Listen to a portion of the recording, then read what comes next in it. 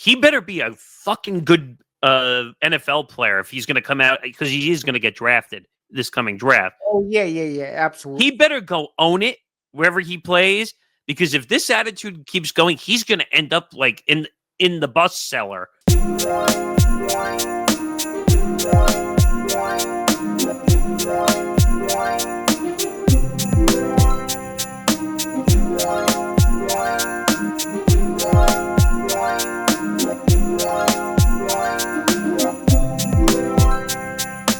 Welcome to episode 299 of Empty the Bench here on the Empty the Bench Network.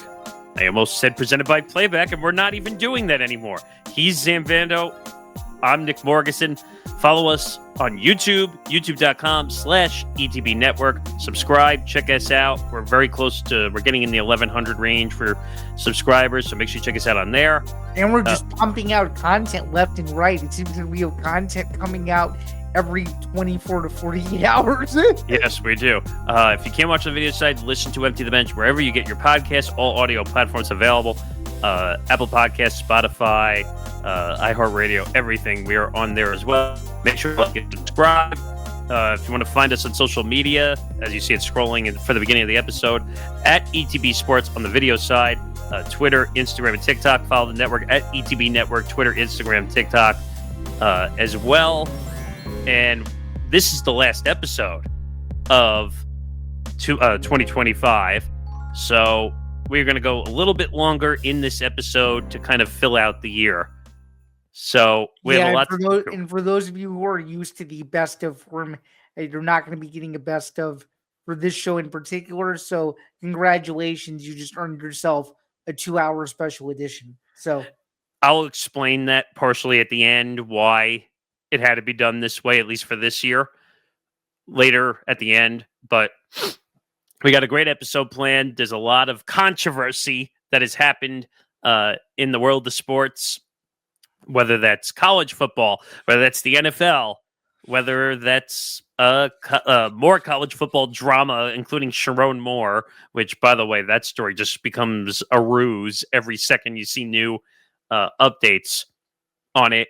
That story is a never-ending cycle, and now, given the most recent domino effect of a coach they were highly interested in, saying that he's staying at his current institution, they are really in a bad spot.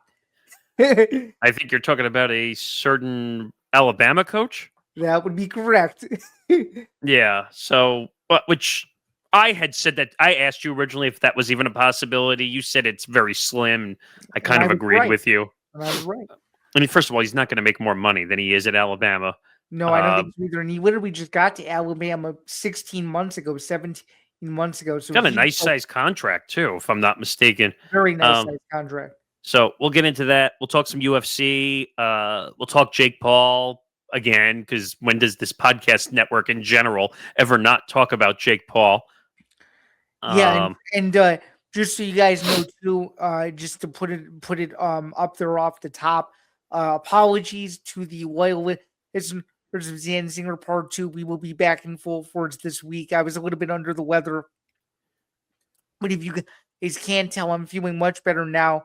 And we'll obviously preview the Jake Paul fight, but if you want the recap and the full scoop of the circus that it will end up becoming, you can listen to Zain Zinger Part 2 and Bando's Blitz, and I will give you both of those from my perspective. So stay tuned for those as well. So yeah, all our live shows that were on Playback now being done in the StreamYard platform where we record to go live. More platforms, more people watching. So just make sure you check that out across Twitter, Kick, Twitch, YouTube. So make sure you tune into all of that. Okay, let's get into the show. Obviously, the Heisman Trophy presentation happened. What day was that? It was Saturday night, which I happened to watch most of it, even though I think they way overdo it in 3 hours. They do, and they take too long to announce the winner, in my opinion. And I know they did all the other award BS in the process of it, but Was that the day before that they did all the other awards? That was the day before. So like the Joe Moore, the Bolitnikov, all of those, they did it on Friday night. Yeah. But one of my guys, the BYU coach, didn't he win award this time around? He sure did. Which award was it? Do you remember? It might have been either the like the Dennis Dodd Coach of the Year award. I think you could double check, but he won some sort of coaching award. I think. Oh, Big 12 Coach of the Year. Yeah. Okay. So what am I thinking? The Dennis Dodd Coach of the Year is probably going to end up being Signetti if it's not already. But yeah. So he won the Buddy Tevens Award. That makes a lot of sense. For innovation in college. By the way, I think that's my team going forward. As we were trying to figure out, I think BYU is the team I'm going to root for. Okay, you are officially BYU Cougars stan. Okay. Yes. Okay. Because I've been on it, and you can tell everybody since we're at the last episode. I've been on it the whole year, fighting for them to gain that attention. So yeah, just to kind of piggyback the curtain on that for a second before we get to Mendoza, what we were supposed to do was we were supposed to do a bachelor speed dating type of thing where me and him were going to sit and I was going to give him all these clues for all the major Power 4 teams. And for whatever reason, we were so busy this summer that we never found time to sit and actually fully produce the series. But with every passing week that BYU was disrespected in the CFP rankings, even a layperson like me who isn't the biggest Big 12 follower could see that 11-1 is 11-1. But what do I know? Their only loss was to the Big 12 champion. So Texas, or Texas Tech. Texas Tech, yeah. But nonetheless, though, yeah, I mean, I think it's a good team to pick. I mean, he's obviously staying there, so yeah, I think you have a lot of reason to be excited. I don't know how good they'll be next year because they're losing a lot of production, but they're definitely a team where if they make noise early in the year, you could be in for another fun year. I hope so.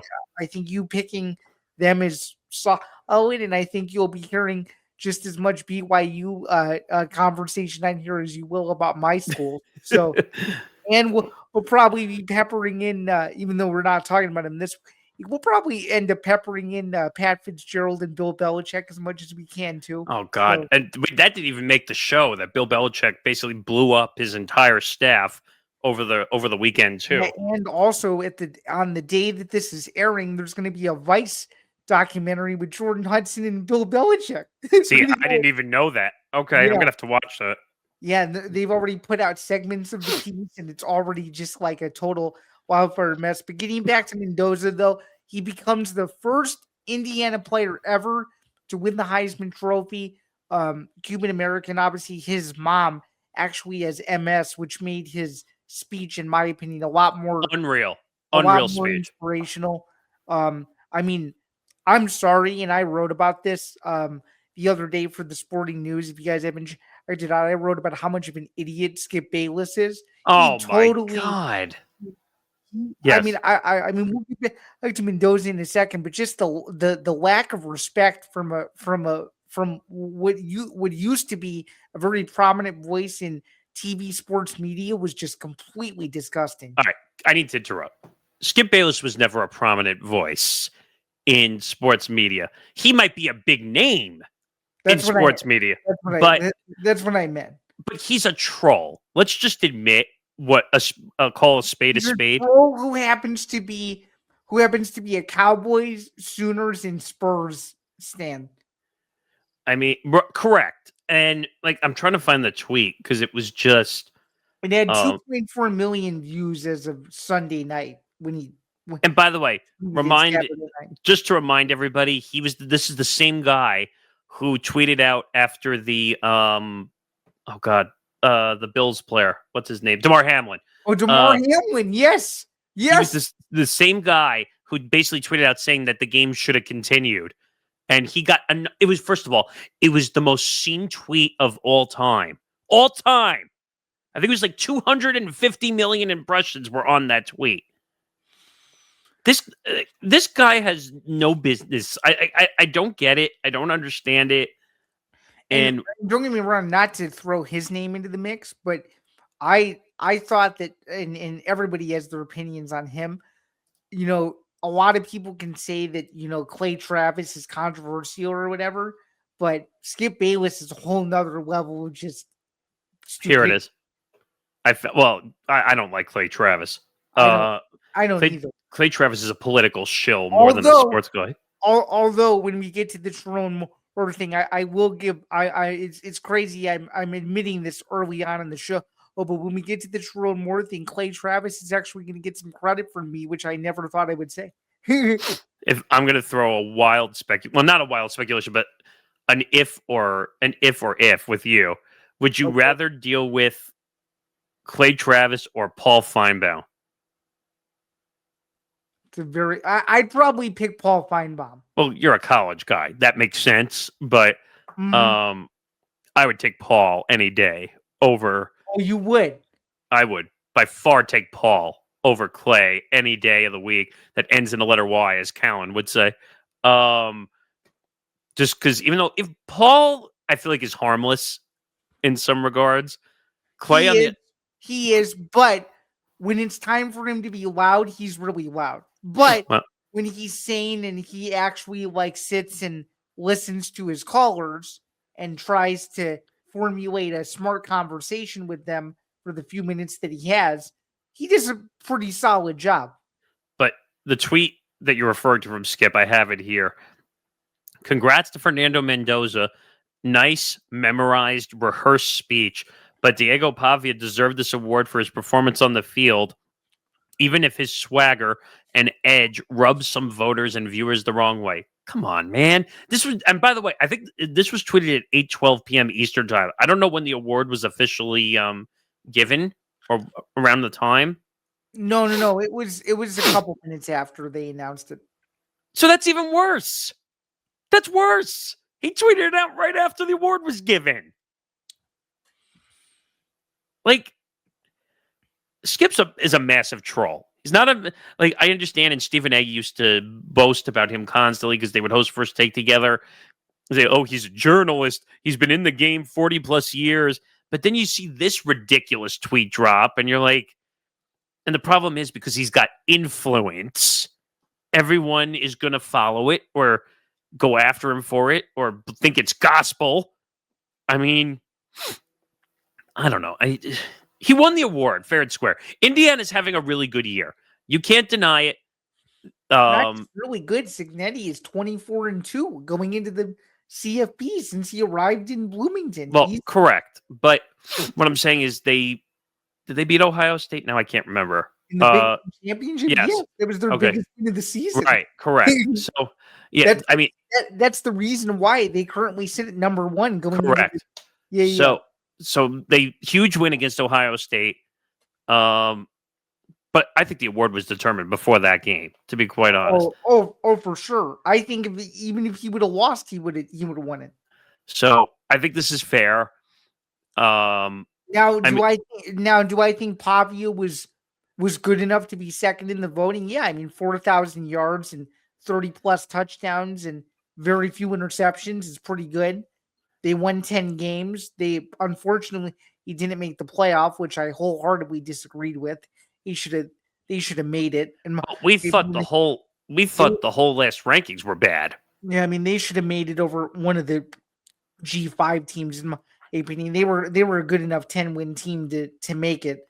So I mean, I heard what you and Nick D said on the live FP5 show that he said he wanted a separate extended G5 playoff. Correct. I just don't know how you pull that off because that's more work. That's more extension of the playoff. But I think his argument, though, is you have FCS playoffs, which, by the way, shout out to Illinois State for making it to the semifinals. That's a story within itself. But you have the FCS playoffs. You have the FBS playoffs. I think his point was you have so many postseasons. There's no reason why, with a little bit of effort, you couldn't make a G5 tournament. But would that be part of the CFP, or is its own separate thing, just like the FCS playoffs are and stuff like that? Right, but the group of 5 is guaranteed schools, though, in the CFP, isn't it? Yes. So why would you need a separate extended playoff for the group of 5 if they're already guaranteed a spot? Because he doesn't think that because he thinks the group of 5s mess up the whole playoff. Oh no, I agree with you. I don't think group of 5 schools should be in the CFP. I think that's what his reasoning is because of that. But is that I'm playing devil's advocate. Would that be not fair though to the group of 5 schools that if they qualify with a record, then then them not making it, would that not be fair? Oh, it's 100% not fair because then they're not participating on a bigger national stage where more people can watch them. I mean, that goes back to my point that I was arguing that the whole SEC bias thing is real. Like that the committee is more interested in SEC teams than it is in Big 10, Big 12. No, I wouldn't say Big 10 because well, not Big 10, but Big 12, ACC. Well, right. They're certainly more interested than they're certainly more interested in the SEC than the ACC. That's not even a question. The ACC champion didn't even make it in, which is a problem in my opinion. But that's why I'm saying that the whole committee making the picks, there should be no discretion involved. If I want to be really honest, I think I'm just going to say this, and this may get flack. I think the coaches poll is the best poll out of all the polls. But is there bias in that though? I mean, there's some, but for the most part, the coaches get it right. I think. Right, but can you vote for your own school in that coaches poll, or do you have to automatically vote for something else? Yeah, I mean, you have to automatically vote for something else. As far as then that's good because your school is taken out of it. Okay, so at least you can't vote yourself. Where you have no influence on where they should go, as far as I understand. See, but I think the discretion should be taken out of the committee because the committee. Basically, what you're saying is if the committee can decide what's good and what's not, you don't think they're going to put the top schools into the CFP every time? If the committee was a nonpartisan committee, I think we'd have no issue.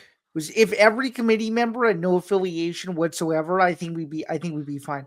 Well, isn't it true that the lead person of the committee is usually a AD or from a school? Yeah, but what I'm saying is if they were to do it the right way, the AD from said school wouldn't be at would be an AD, but they wouldn't be at a prominent school. Oh no! The reason I was just asking if that's the case, that it's usually an AD from a school that runs the committee. Right. I'm saying that even Michigan's AD ran it for a little bit before he left. Who's the one that got ran out? The Baylor AD? Yeah, he was in charge of the committee. Currently, right now, it's Hunter Yurachek is his name, I think. See, in my opinion, no school ADs or any of them should be on the committee making the picks at all. So whatsoever. You think it should be the commissioners of the conferences? No, I'm saying it should be outside interest people that have no affiliation to a school. Outside interest people that have no affiliation with the school but no college football. So yes. So for example, people like Josh Pater, Paul Feinbaum should be allowed to do it, right? Because technically they cover the sport and the only issue with that is obviously because Paul is an SEC network guy. That might be an issue. And Josh Page with CBS on 3 and sometimes ESPN. But he for the most part covers the full landscape. Yeah, he's very neutral. He admits he's from like Nashville, but he doesn't like say, "Oh, I'm a Tennessee homer" or anything. Like he doesn't come across as that. Like I think Pate would be good on a committee like that. JD Bickel, who's his colleague, would be really good. He's a really smart guy. It's got to be someone who's neutral that doesn't hold a bias towards a conference. Those are the people. Arbach would be good on this committee too. Yes, she's good. Arbach, I take Dinage. I take a couple of them. Reporters that are national would be great for this. Pete Thamel would be great. Marty Smith would be good. And then I was also thinking Brett McMurphy would be great. So it's got to be people who are neutral-based that don't hold a conference bias. Neutral-based and are national, too. That would also help. No local people. No offense. But it can't be local people on that cover one school or one conference whatsoever. That just doesn't work. Which means that I would be disqualified from that. Not saying that you're not knowledgeable about the sport. No, It just I know, can't I be. know. It can't be someone, because I remember you telling me the story. I won't say the whole thing, but where you said like you couldn't get on the voting thing For because the AP, as far as I know, I because can't. they gave you the So BS reason that you were what, a season ticket holder essentially. they didn't give me the reason. I found out the reason myself without anybody telling me. I So wasn't. I'll leave it at there because you told me like different things, but basically you were saying that because you had season ticket access, like they that's thought you were correct. going to be biased in the A people, which That makes is no sense to that me is at one of all. that is one of the that is one of the drawbacks of it. Yes. Yeah. Which makes no sense to me at all because there. I think I said like it's like a giant clown car of people that do the AP poll. Yeah, I Like, mean, there's only like 6 ballots you can really trust on it. and who was that woman or whatever that we did the two F? Lee Sawyer. I mean, if she's allowed on the ballot, and Will's reaction on FP5 made me laugh. Like when I was editing that, like I swear I had to like back away from my computer. I was laughing so hard It's pretty during that. funny, 1 minute. But I don't know. There's so much bias that goes on in the committee that they need to just focus on wins and call it a day. I don't care if it's a higher opponent, a lower opponent. Just give me the wins, and that's it. Make it simple. Unfortunately, Nick, that will never happen. Well, okay, then you're going to have conference bias for until the end of time. I But know, but if that's apparently what they want, then there's nothing we can really do. well, And also, I don't remember who said it. Brady Quinn said. I heard this. Yeah, Well, no. I don't know if you heard what he just said. This was within the last day. He said that he thinks that ESPN and Disney control the entire. I heard that. What an idiot! I can't even. By the way, you're talking to someone who had a complete failure of a career in the NFL. But do you agree with that? Like he can say that because technically ESPN isn't his employer, Fox is. So I thought he worked temporarily at ESPN though. For a little bit, but he's mainly a Fox employee. But first of all, that's a wild take without any backup to prove it. He has no proof of that, right? I mean, could networks who pay a lot of money have some influence? Of course, and I'm sure there's select people who will remain anonymous that are still pissed that Notre Dame isn't playing in a bowl game and stuff like that. So, well, it's not that they aren't playing a bowl game; they opted out of the bowl game. No, which means with that they aren't playing in it. So, okay, but in a semantics sake, but yes, that's a wild take by Brady Quinn. Like to say that ESPN and Disney basically influenced the CFP. I mean, yeah. Tell me what the logical reasoning would be for them to influence the CFP. They'd have none, and if they are, they shouldn't be doing it. And also, the committee decides who makes the CFP, not the networks. Trust me, if the networks had their way, you don't think Notre Dame would have been in the playoff? Oh yeah. So Brady Quinn's got to look at the standings and say, "Oh, well, if ESPN or Disney had their way, they would take Notre Dame and put them at the top of the rankings if they could." Oh yeah, absolutely. And they would also make it easy for Ohio State and Indiana and those schools to win. They don't want any other schools to win. It's just a wild take. Like, there's no proof. Unless Brady Quinn has some kind of proof or insider information, which, to my knowledge, more people have more insider information than I'm used to seeing in this business. But I don't know. So, yeah, Mendoza wins the Heisman Trophy. Now let's talk about the aftermath of Vanderbilt quarterback Diego Pavia, who I'm looking at a picture of the Instagram story post which, by the way, biggest failure of all time. Whoever whoever was now, I don't know if he put this tweet out himself. Excuse me, this Instagram story himself, or if someone was on his team and did this. Doesn't matter. It's still on his verified account. It's on it, so he has to own it for what happened.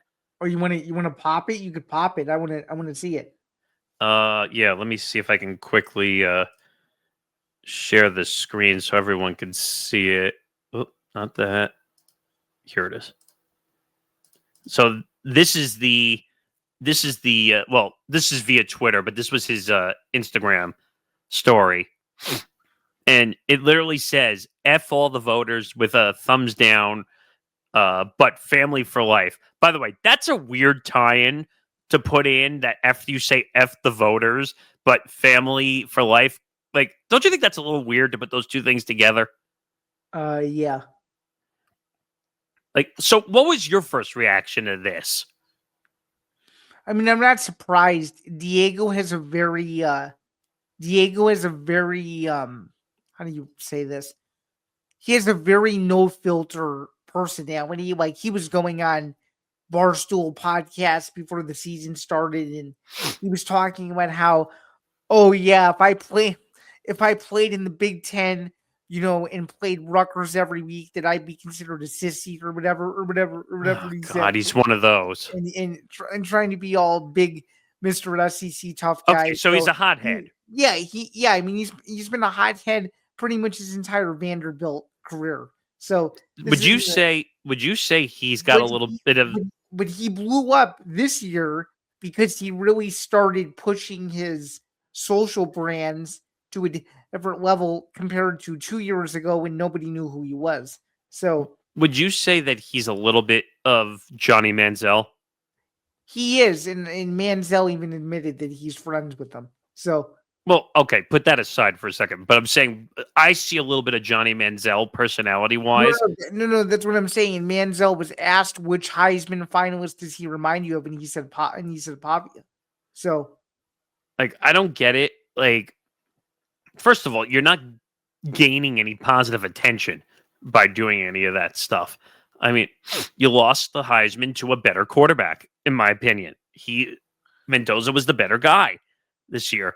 Don't take it out on the voters. I mean, the voters now, we talk about voting for Hall of Fames or voting for awards all the time. I think the bigger issue though is just some people not even having him in their ballots was the part that was baffling to me, because I'm glad the official one did, because some of the others did not have him in. So I think it was more so a uniform reaction rather than just strictly the final four.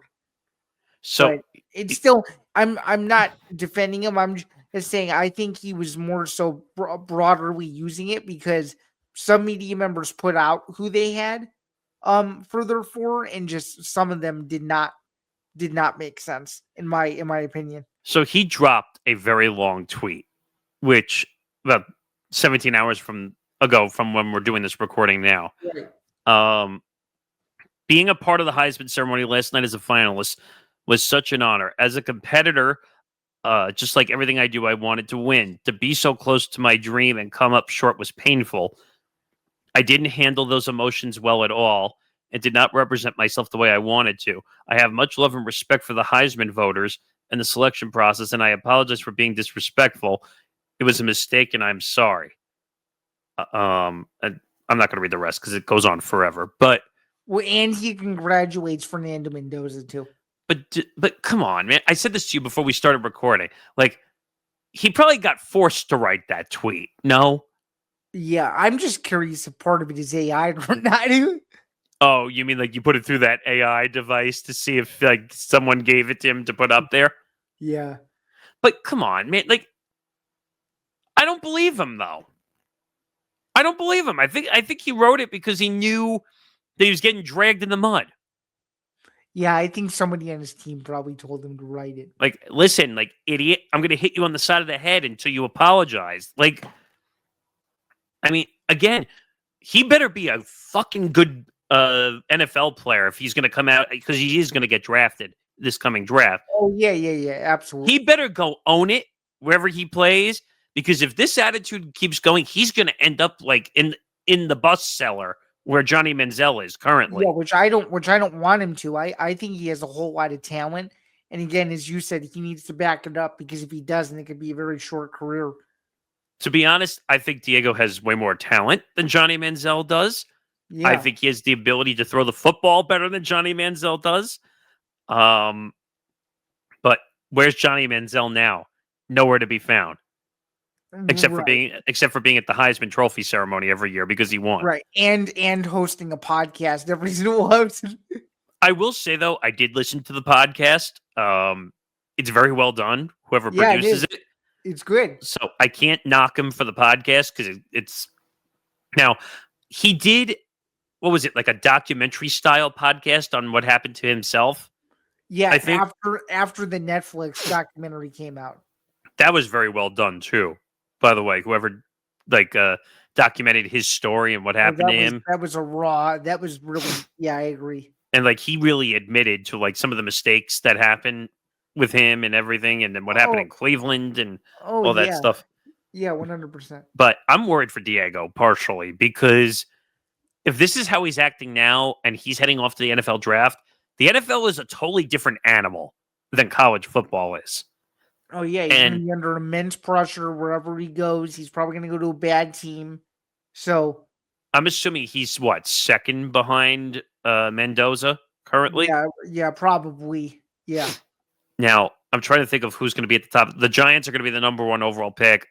There are rumors that they could either go after Pavia or Mendoza. I doubt they're going to do that. I think they're going to want to give Jackson Dart another chance. Now, I think Mendoza is going to go to the Raiders. That's what I feel bad for Mendoza if that's the case. Can you imagine Pavia with his personality ending up in an in a Las Vegas Raiders uniform? The season ticket sales would skyrocket if he was. But it's going to go nuts personality wise if that happens. Oh yeah, there's social content gold. But that's the problem sometimes. Like you could be all social media and all digital, but if you can't play, eventually you're going to end up out of the league. That's true. I don't know. I think he handled this really poorly, and like you apologize because you had to, because you know that there's a lot of money on the line. The classier thing to do, which I'm sad he didn't do, the classier thing to do was to shake Mendoza's hand and give him a side hug and congratulate him. Yeah, that was bad. Like because I watched the moment when it went down. Like that's what he should have done. It looked very socially awkward when the moment happened, but did you see though that Jeremiah Love was cool with everything, and so was Julian Zain? Yeah. Well, yeah. What? How else are they supposed to react? You're supposed to react like a gentleman. Like if you lose an award, it happens. Mm-hmm. Diego was acting like a child, unfortunately. So well said. I'm just going to go on the record and say this: December 17, 2025. We'll come back to this soundbite in a year. You will see Julian Zain win the 2026 Heisman Trophy. That's what I think. That's an interesting take. I'll have to clip that out and save it. All right. You want to tell me a little bit about this story about Indiana University on 60 Minutes? Sure. So John Wertheim did a whole piece on the entire Indiana Hoosiers turnaround, which was very well done. Like very, very well done. I think it's one of their better sports ones they've done. And they just essentially talked about how Indiana was a doormat before Cignetti got there, and they hadn't won a title in the Big Ten since 1967. Their games wouldn't sell out. They were the losingest Big Ten program of all time, which is now owned by one of my two alma maters, and it's not Illinois. It's actually Northwestern, who is the losingest college football program ever with over 700 losses, I think is what it is. Holy crap. Wow. It used to be held by Indiana. And basically just talked about how, the AD just really needed to make a change after Tom Allen was fired, and he knew that his job was kind of on the line if he didn't get this coach right, and took a chance on Cignetti because of his success at, lesser programs. And he used to work under Nick Aben too. So that also had a benefit. And he knew he just needed to invest in football. They've invested I think it's over 60 million just on football alone. Yeah, you told this to me the other day before, when we were prepping for the show, that Mark Cuban is the biggest supporter of Indiana football, Indiana sports generally. But part of that 60 million, a lot of it was Cuban. Correct. Ooh. And there may be more money in there that I don't even know about, which there probably is. But, and by the way, just because people say, oh, it's all hard work and repetition. By the way, Mendoza's making $2 million.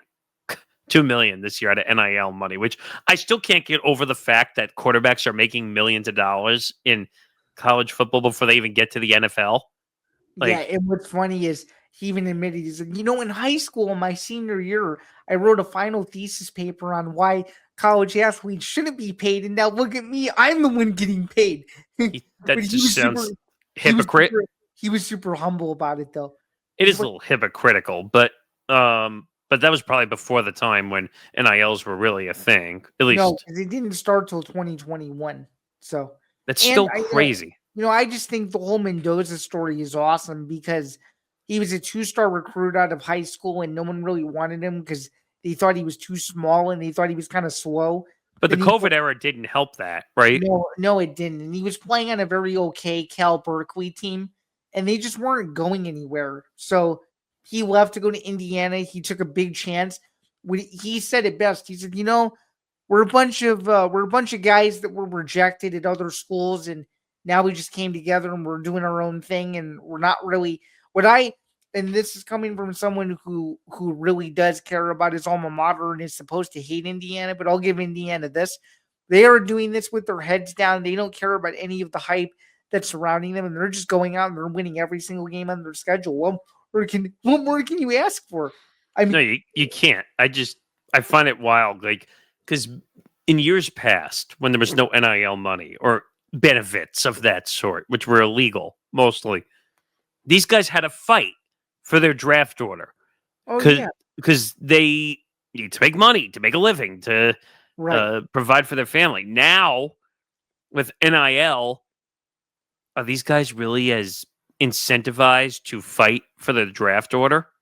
I mean, there's some guys that still play their asses off, but there's probably some out there that don't because now you can just go and do whatever. They need to really hone in on this one-time transfer rule though, because how it used to be was getting ridiculous. You'd have a guy go to one school and not work out, and then he goes to another school, and then the next year he goes to another school. That's out of all the things that I like about the new era of college football, that's one thing that I think is destroying it is this transfer portal. Because it's not being used in the right way. You should only be able to do it one time. Can we call that the Emmanuel Leyva rule? Yeah. Because how many times has that guy transferred now? Well, no, just once. But I'm saying I think we should call it that because he tried to transfer thinking he was going to get more money, and he ended up getting less. Yeah, and then UCLA ended up sucking, and they have a new coach now. And he's also, and Emmanuel Leyva is going to be a bust, I think. Also, I don't think he's going to make it to the NFL at all. Oh, you don't even think he'll make it? Oh, wow. That's bold. You're saying that 2 years early, but okay. I just, because everyone was saying already that they don't think he's NFL worthy the way he's playing. I don't think so, at least right now. I mean, but he was making $8 million. What school was he at making $8 million, then dropped to 1.5? He was at Tennessee. And then he went to UCLA, think he was going to make a boatload of money, and then he got knocked down. If you're making $8 million as a quarterback in for NIL, don't leave. Yeah, which, by the way, I can say this now. If he would have stayed with who Tennessee had, I think they would be in the playoff and not playing my alma mater in about 2 weeks. I'll tell you that. Would have been a much better situation. I don't know who won that. I don't know. We can't really say who won that deal. It's too early to say, but I think Tennessee, at least right now, may end up being the biggest winner in that because they don't have to deal with the headache anymore that is him and his dad. Quite frankly, I think his dad was the main culprit. His dad is an idiot, huge idiot. Like, I'm aware. It reminds me of the Ball family. If you remember, you could say they are the new version of the Ball family, except they're in college. Yeah, right? yeah. Well, no. If you remember, LeVar was a giant pain when they were in college too. Well, that's true. That's very But true. just to read something else from Wertheim also, he noted that IU vows to keep spending on football far more than on basketball. So they're honed in on football. Which makes sense. I mean, as someone who went to a school that, in my opinion, when I was there, because this was pre-Brett, this was still in Illinois at Lovey, they prioritized basketball over football. And now that Brett's there, some of these schools that used to be mainly basketball schools are realizing, oh shoot, in this new money throwing around era of NIL college football, you have to be on the cutting edge of getting the best players in your program possible, because you're basically rebuilding a roster every year. And you're essentially using the transfer portal as the Free agency. version of free agency. Yeah. Yeah, it's all free agency now, and that's why I'm saying they shouldn't even call it the transfer portal anymore because college football free agency. yeah, I think I said that like a month or two ago. Like they should just call it college football free agency because essentially they're just leaving one school to find a better offer. Well, right. I think they use it more in uniform because they use the transfer portal for everything. You can do it for any sport you want. Well, true, but also the money being spent. Obviously, Kurt Signetti got an 8-year, $90 million extension, deserved, by the way. Very well deserved. And in my opinion, I think he'll retire. I'm going to make a bold prediction. I don't know how far he has to reach this milestone prediction that I'm about to say. He may retire as the winningest coach in the history of that program at the rate that this is going. And by the way, like how they look at big time coaches and they try to justify contracts when they're given out to coaches. As long as he wins one, I think that's all that really matters. Oh, you mean one national title? Yeah. As long as he wins one, that'll justify him being there as one. He has 8 shots to do it starting in a couple weeks. So well, and you never know because these coaches, like in an 8-year deal, you never know if they're going to stay for the full 8-year deal ever. I feel like he's pretty locked in. I don't know. He would. I agree. But I'm saying in today's day and age, you could give someone a 7-8-year deal as a coach. You never know if they're going to stay. I mean, look at what happened to Lane Kiffin. He was at Ole Miss for 6, and he just decided, yeah, I'm going to leave my college football playoff team to go to LSU. Go ask Brian Kelly how many times he's done that. Right. So I don't know. We'll see. Do you think before we get off this, do you think the Indiana media attention is well deserved, or do you think it's very nauseating? No, I think they do deserve it because they're playing really good football. Mendoza's a really good quarterback. I mean, he's heading off to the NFL, no doubt. And they have a solid linebacker, Nathan Fisher. Their receiving corp is pretty good. Yeah, they have a lot of nice pieces going for them right now. Indiana currently reminds me of like what Alabama did for many years, where they're just a very NFL ready prospect. I mean, I think that's what he wants to mold Indiana into, is the Big Ten version of what Saban's Alabama teams were. I also think it helps that Signetti has a really good reputation, so people are going to want to go play at Indiana just for him alone. And and I think I said this last week or the week before, that people don't pick schools, at least athletes don't pick schools anymore for the education or, I don't know, the atmosphere. They pick it because they want to play for a coach. Right. Unless you play anything that isn't football or men's basketball, then you have different motives. True, but I'm saying, like, why do you think everybody went to Alabama? Because they wanted to be under Nick Saban. Right. We're going to do the same thing in Indiana. They want to go play under Signetti. Or think about Duke basketball with Mike Krzyzewski all those years. Like everybody, or was it Roy Williams in North Carolina? Williams in North Carolina, Bobby Knight in Indiana, or Jim Boeheim at Syracuse, or like Bobby Knight way back in the day. Like, wow, this is amazing. I can name all these college things, and that was never a college person. John Wooden at UCLA. Right. Like, if there was a name at a college university, you were going to play for the coach. You didn't care about everything else. Right. Like I'd say in today's generation, speaking of college basketball, do you think people want to go play for Dan Hurley? Of course they do. Think about like when Lane Kiffin left, and we talked about that a few weeks ago. Did you see some of the what's the word I'm looking for? The commitments flipped. Yeah, to LSU because they wanted to go play for him. Or it was the opposite. Some people were going to LSU and they don't want to play for Lane, so now they're going to Ole Miss, which that's kind of weird too. But it's college football and college sports in general. People want to play for a coach. They don't want to. You could blank out the logo of the team, to be quite honest, and they wouldn't care. It's not about brand. No, it isn't, and certainly, even when it comes to my undergrad alma mater, I think a lot of people are starting to feel that way about Brett. I think a lot of people want to play for him too. I mean, the only brand that might have any significance, like in college football, like Notre Dame, people might want to play for Notre Dame. I'd say Notre Dame, Texas, USC has that kind of brand mystique. I don't know. Miami potentially has that brand mystique, although it's not as big as what it should be right now. But I mean, USC went through what 5 coaches in the span of the last 7 or 8 years. 7 or 8 years. I think Riley's going to be there a while, though. I hope so because he's a really good coach. But I don't know. College football space is a wild, wild west when it comes to all this stuff. At the very least, though, what I like about this Indiana team is this team reminds me of what I guess an old school team from 30 years ago in terms of like the way they handle themselves. Seems like to me. I don't know if I'm wrong in saying it, but they feel like a really old school type football team where they just go and play their schedule and they kick the crap out of everybody. No, that's true. All right, let's move on. Let's get to the NFL.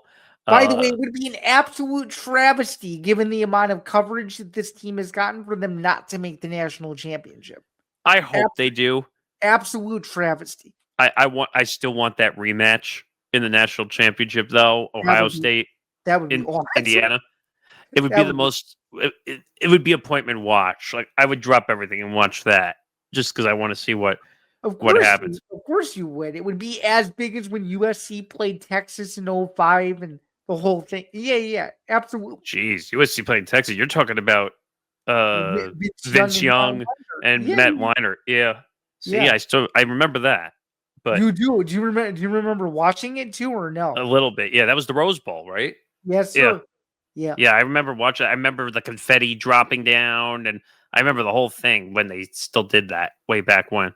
But all right, let's move on to the NFL. Injuries galore in the Sunday window for Week 15. Wild Week 15. We're recording this on the night of Monday Night Football, but the Sunday slate was just ridiculous. Yeah, so we'll talk about some injuries. Big elephant in the room, though, is number 15 is done for the season. I mean, he had an injury already. His knee was off. His leg was bad. He was kind of limping around to begin with. And then his ACL explodes. Yeah, his ACL explodes. And I don't know. I wasn't alive when Montana was on the 49ers, but I mean, does this injury feel like it could be the beginning of the end of the dynasty? But it seemed like this entire year they were just off the whole year. I agree that the Chiefs were off, and I said a few weeks ago on Forecast that I believed that the Chiefs were done quite a few weeks ago, just because they didn't have the power or the capability, the chemistry this year than years past. No, and they as you just said, they had injuries, and Travis Kelce is slow and can't run the way he used to. He's got to retire. Like he don't get me wrong. He's won 3 Super Bowls. He's had a great career. He'll be a Hall of Famer. He's getting married to Taylor Swift. He's going to be an actor. Yeah, he's going to be just fine. And then I don't know how you feel, but I feel like their linebackers are aging too. Like, yes, they don't seem the way they used to. And then Isaiah Pacheco was just terrible the entire season. Like, well, he was hurt to begin the season. But you want to talk about it. Oh, yeah. But you want to talk about a guy that was supposed to be a fantasy asset for a lot of people. I have him. I know. Hence why you and I are in the basement of our league. We're so bad that you beat me you're gonna beat me in the consolation playoffs. So yes. So congratulations. You're gonna finish 4-9 and I'm gonna finish 3-11. We were terrible this season. I had a horrible team. But I don't know. The Chiefs, it was weird seeing Gardner Minshew in a game for the first time in God knows how long. But yeah, so he gets hurt. And I still remember interviewing Gardner Minshew at the Super Bowl. Wow. Yeah. It's crazy that he's still in the league. True. But Mahomes tears his ACL. It's going to be a while. It's 9 months until the next season. I don't think he's going to be ready for the beginning of next year. I don't think so. That's a debilitating injury, by the way. I don't think so either, and I'm sure somebody at Netflix is livid that no one's going to watch the Christmas game now. Well, I said that to you before we started doing the show, and when I was at my trainer, I said to him, I said, this game's useless. This game is absolutely freaking useless now because couldn't Denver wrap up the AFC West? Right, but the Chiefs are eliminated from playoff contention, so the game means nothing. It means nothing to the Chiefs. I don't know if it really means anything to Denver. Denver's now won 11 in a row. I mean, yeah, but if Denver's still playing for the division by that point, that's still important. I get it, but they'll probably win it regardless. I feel like at this point, just because they're playing good ball and the calculation of percentages tell you that they're probably going to win it. Yeah. But what blatant disrespect Vegas had for Denver, though, like not making them a 2.5-point dog at home. Yeah, that's pretty crazy. And don't get me wrong, Green Bay's a great team. I'm not denying that, but Denver played really good football. Though, like really good football. We'll get to that in the preview. But Mahomes, tough injury. The Chiefs need to rebuild. They got to blow this up and rebuild with Mahomes. Big time. I'm just curious. Who do they have left their final 3 games? I know they have Tennessee this week, but who do they have the final 2 weeks? I'm going to look that up right now, but they have the Titans, they have the Broncos on Christmas, and then they have the Raiders. That game's going to be awful. Awful. That's going to be Gardner Minshew versus whoever QBs for the Raiders. The Raiders might actually win that game. You never know. I can't imagine with the spread and I'm assuming that total is probably going to be low, right? I'm going to say that's probably going to be 40.5. It's going to be somewhere around 40, if not lower. Yeah, but the Chiefs, this is the first time in 10, 11 years that they were eliminated before Christmas. Yeah, that's pretty wild. And they made 5 out of the last 6 Super Bowls. Yeah. Now, and do you want to know what's crazy? In the 2020s, the 2 years that NBC has broadcasted the Super Bowl, the Chiefs are not going to be in it. That's crazy, too. I mean, will it be nice to have a little bit of difference in the playoffs to see someone else win? Yeah. No one wants to see it end this way. But no. I don't know. Is Andy Reid going to be like a little bit hot seat-ish heading into? Yeah, I don't know. If this was happening 2 years in a row, yes, but you have to understand, 11 playoff appearances in a row is still really impressive, and however many 5 out of the last 6 Super Bowls. I mean, yeah, and what is it? 5 out of the last 6, but isn't it 6 total though? Yeah, I think it's 6 total. Yeah, 19, and they won 5 of them. Yeah, that's pretty crazy. Wow. But we'll see. Other injuries. This one is very significant. Speaking of the Packers, Micah Parsons reportedly tears his ACL, which means he would be done for the season. Massive injury. Yeah, it's a massive injury. It certainly will impact the spread. It's too early to really talk about it because of when we're recording this, but you got to think that the Bears are going to be favored by a couple points given this, right? Yeah, I mean, it's going to be somewhere between like 2 and 5 points, probably on the spread, somewhere in there. That's what I think too. Um, I think this is just a golden opportunity. Like, as bad as Parsons' injury is, and I hope he recovers quickly. Like, if you want to talk about it from a Bears standpoint, like if you've ever had a better chance to beat Green Bay in Chicago for the first time since 2018, like this is the moment to do it. Like, I think Green Bay's in now, trouble, though. what's up? I think Green Bay's in trouble. I do too, which makes this a can't you can't let this one slip away from the Bears because we're gonna get to it in a second. But the division title is literally theirs for the taking this week. All they need is one of the scenarios is them to win and the Steelers to beat Detroit, and they would win the division. So you can't ask for a bigger spot if you're the Bears. You just True. you can't.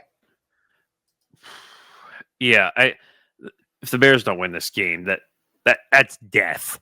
If you don't win against riddled Packers team. Because I'm sure you know this. If the Packers win out, they win the division. So if the Bears lose, it opens the door for other possibilities. So true. I don't know. And it would suck too if like week 18 the division title came down to Detroit and the Bears. Like that would just be way too close for comfort, in my opinion. Yeah, I mean, I would say this is probably one of the closer playoff races we've had in quite a long time. Yeah, I mean Minnesota was just eliminated Sunday, and they were in it for almost 70% of the season, despite their record. Let's move on to the playoff scenario since we're talking about them. But I don't know, where do we want to start with this? Because we can take this a few different directions. Let's start with the Eagles Cowboys conundrum if we could. So I'm sure you've seen it, but the only way Dallas can win the division now with their debacle at home against the Vikings is the Eagles have to lose their remaining 3 and Dallas has to win out in order for Dallas to win the division. I mean, I'll pull up the Dallas schedule just because I want to see it, but pretty brutal, to be quite honest. All right, let's see. So they're playing the Chargers at home. Yep. Then they play on Christmas at Washington. They should win that game. Should. And then they have the Giants on the road following that. But so they should win. But I'm not sure if you know this. Essentially, if the Eagles beat the Commanders this week, the Cowboys season is over. Yes. They can't because there's no way to catch the Eagles if the Eagles win again. Which is the Eagles are going to win. So the Cowboys' chances are 0 basically at this point to make the playoffs. At this point, which again is wasting another year of Dak Prescott in his prime. I think so too. And the Cowboys radio announcer, because I like to sync up the games, he had a stupid take at the end of the Vikings game. What did he say? He said, "Oh, if they win out, even if they don't make the playoffs, this is a great year for draft capital and development." In what universe? Come on, man. In what universe do the Cowboys care about draft capital? Jerry Jones cares about making money, not about making draft capital. I don't know. All right, you have the Bears, so where do you want to go there? So, I mean, there's still tons of things that could still happen. So if you were to guess right now between the 3 teams, who do you think wins the division? Is it Chicago, Green Bay, or by some miracle metric, Detroit? Which it's not gonna be Detroit because they just lost to the Rams, and that basically takes their percentages down to, I think I was reading, like 10%, possibly too. Now, what is it? Detroit wins out and they're in, or do they need extra help now? I don't remember. I think they do need some help. I think I have to look that up a little bit more, but here's the games that Chicago has. So obviously at home for Green Bay. And then it looks like they're playing. Oh, right. They're playing Sunday Night Football against San Francisco on the road. That's going to be really tough. That's your tester game right there. That, I think, is going to be, if there's one more loss this season, that's probably the game. I mean, don't get me wrong. They're going to make the playoffs regardless, but you think, you don't think there's an epic Bears collapse about to happen, or which would be so disappointing. If they beat Green Bay, I think they'll be fine. Well, yeah, if they beat them, they're in because they win the division. So right. as So long as Detroit loses, here's the issue. So if you, let's say in some way or odd scenario they don't beat Green Bay, okay? I don't know if they can go on the road and win in San Francisco. I don't know. I don't think they can. That's a tough game for Caleb to go on the road on Sunday night. And Purdy's been playing his ass off the last couple weeks, especially some of the throws he made. I mean, granted, I get it. It was the Titans, but some of the throws he made were just disgusting. Oh my goodness. I think he's just finally getting back into form because he's been out most of the year. I think so too, which is why they're catching the Bears at a perfect time. And I gotta give you credit. I'm sorry if I gave you crap earlier for this, but I think kind of like what you've been saying the last couple weeks. I think this Bears game this Saturday is going to be a measuring stick game because you kind of hinted at it the whole year that the big tester, if you will, hasn't really happened yet. And I know, and like I'm not saying those when I say those in our Slack chats because we're going back and forth about the games. And Grant says this all the time, and he did it again after this game. And I said it on a live stream the other night that, like, oh my lock was a genius pick, dude. You're saying that after the result of the game. You can't say a lock is a genius pick after the result of a game. You know what I mean? Well, I mean, you can think that, but I'd say there's another way to phrase it other than the way he said it. You could say, "Oh, okay, like that was great. Like my team won in dominating fashion, so I hit my lock." You and I say that all the time when we hit. Which, by the way, I went back to the well and took the Jaguars this past week, and it did pretty well. That's the one I should have locked the over because I took the over. Which, by the way, the over almost hit in the first half, and then the Jaguars hit the over by themselves for the entire game. And did you notice the only good Jets play the whole game was an Isaiah Williams touchdown that was called back? Yeah, I saw that. Trust me, I was not expecting much out of that game. The Jaguars are, by the way, they're talking about the Jaguars making a possible Super Bowl run the way this is going. Well, no disrespect. You still have Houston who's playing. Right. And that when I heard that all the guys on the radio saying it, I was like, all right, can we calm the brakes on Jacksonville a little bit? I don't know if I trust Trevor Lawrence to go into the playoffs and play good football. No. And speaking of the AFC, is it only a matter of time before New England wins the AFC East, or is it time to start getting nervous as they lost to the Bills? That was a really good game. That was probably the game of the day on Sunday. That just sucked, though, that they were up 21-0 and they lost. And by the way, I think Dave Portnoy reacted a little prematurely when they were up 21-0. He not only reacted prematurely, he got community noted. Well, not because he did anything wrong, technically. No, I know. It was just funny. That's a weird. See, I don't get that on Twitter. Sometimes you get community noted, even if you're not trying to say something as a fact or whatever. Yeah. But, I mean, that was the first bad loss I've seen from New England in a long time. Drake May held his own against Josh Allen that entire game. That was a great game. Those last couple of possessions that were ugly. I'm just gonna say this now. I think it's gonna be Bills and or New England, one of those two, versus Denver to go to the Super Bowl. Oof. That's what I think. And Denver's got a great pass rush and defensively. And I think, and I'm just gonna say this now. I think Denver is gonna be the 1 seed. I think the road to the Super Bowl is gonna go through Empower Field.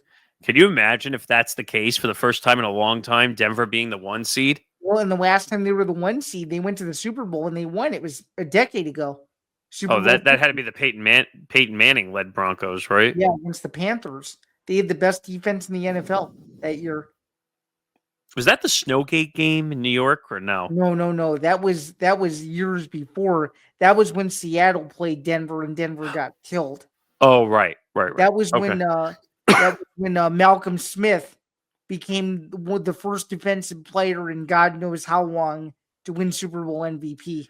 Oh yeah, that's right. Because that was a defensive-led game, right? Yeah, I they think won. I think it was 28-3 or 38. it was Yeah, an they embarrassment, basically. just smoked them, and that was the last outdoor Super Bowl in cold weather to Well, date. I think they finally learned that they can't have that issue like they did in New York No, all over again with the snow. right. But the Patriots, they're a really good team. The Bills, I have to give a lot of guys credit on the show because they said eventually I the should Bills have. would find their way. I should have been more conservative. I was so high on New England. I still am, but Me too. from our pick standpoint, I should have just took the over because that was a really smart play by Ben. I had thought about the over too, and I said I was concerned about the weather partially, Which did not play a factor at all. The field was perfect. but I was expecting a little bit more of a defensive battle than an offensive battle, It and was a that good obviously game. didn't happen. It was a good But game. that was probably the game of the week. Oh yeah. Were there any other teams you wanted to hit before we move on here? Who do we think is going to win the AFC North? That's a good question. It's between Baltimore and Seattle. Baltimore and Pittsburgh. Excuse me. At this point, Do they have to play each other one more time? I can't yeah. remember. Let week 18. It's in Pittsburgh though, right? Yeah, that's a huge game though. Yeah, I'm kind of hoping that's what the division title comes down to is that game. Because I Yeah. think Pittsburgh at home, is a different team. So if you But were to tell me right now with a few weeks to go, I think Pittsburgh beats Baltimore the last game of the season. That's what that's what I think. can I tell you that Baltimore probably has the roughest 3-game schedule coming up to finish the season? I haven't even looked at it. What is it? So they have New England at home on Sunday night coming up this week. Then they go on the road to Green Bay. And then they finish on the road in Pitt. That's Okay. tough. They could lose all 3 of those games. They really could lose all 3. They legitimately could. I mean, those are no gimmies at all. That's not. And Green Bay, I'm sure if they lose to the Bears, they're going to be pissed going into that Baltimore game. You know that. yeah. I mean, tough schedule. And I'm going to say this, it's not on the banner either. I understand they lost by 2 to Seattle. I don't think I would count out the Colts in this race yet with the way Rivers played Sunday. I mean, I still don't take that fully seriously that Phillip Rivers was the starter and all that nonsense. And there was rumors going around that, oh, look, he came back to the league because his insurance ran out. Because you get insurance for 5 years for the NFL after you retire. But I don't know. I don't know how to feel about that, to be honest. He had a good game. They almost won. Overall, though, yeah, they almost won. But my goodness, though, that 60-yard field goal that could have been the game winner for them, that was absurd. Unbelievable. Yeah, I mean, wow. The way that game went back and forth in the last minute of the entire game. I mean, yeah. Wow. Like, I don't know what to really think in that regard. Oh, and then lastly, too, I'm just going to say this: the NFC South is drunk out of its mind. In what regard? In what regard? In the fact that you don't know what Panthers team is going to show up on a weekly basis, and you certainly don't know what Tampa Bay team is going to show up. I mean, yeah, I could see that too. I think the Panthers are going to win that division still. Oh, you do? Okay. See, yeah, I would still take I would still take the Bucks over Carolina. I don't know what Bucks team you're going to get. That's the problem. Well, could you say the same thing about Carolina? They now just fell flat to a terrible Saints team, Right. and they No, got no, no. swept. I agree with you, but I just don't know what team I'm going to get every week with Baker Mayfield. That's part of the problem. Right. Who's So, Tampa this week again? I can't remember. yeah, let me look. I can look that up really quick. Let's see. So, the Bucks schedule. They're at Carolina. It's a huge game coming up. Oh, because whoever loses is probably out, right? Actually, wow, the way this schedule worked out. So they're at Okay. Carolina, December 21st, at Miami, and then they finish the season at home versus Carolina. Okay, so 2 out of the next 3 games are going to decide who goes to the playoffs and who stays, or who goes to the playoffs and who potentially goes to Cancun.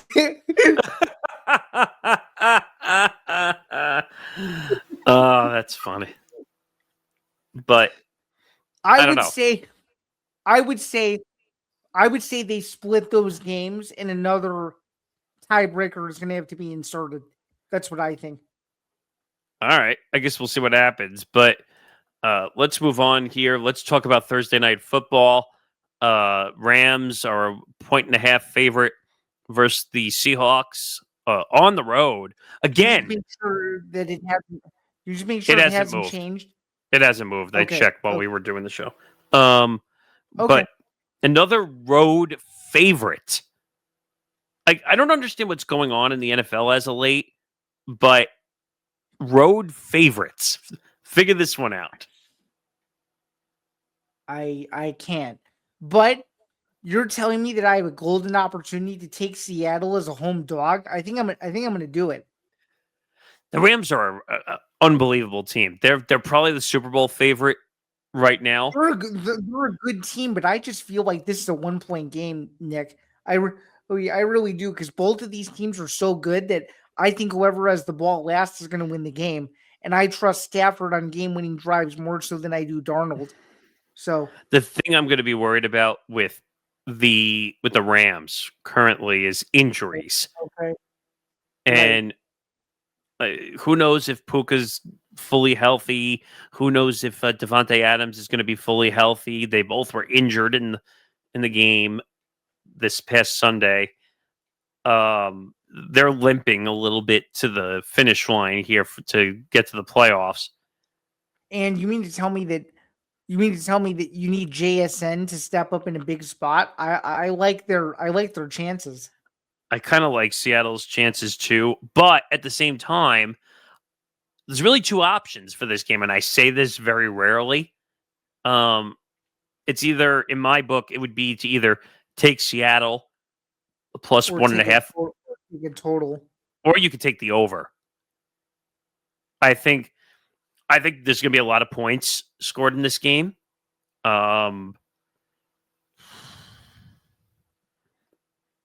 I know which way Michael's probably going to lean on this game. He probably is going to say, 60-point game. 60-point game. I don't know. So you're taking Seattle, you said? I am. How about you? I need to get a win. I'm sick of this Thursday night losing streak that we're on. Yeah, I know.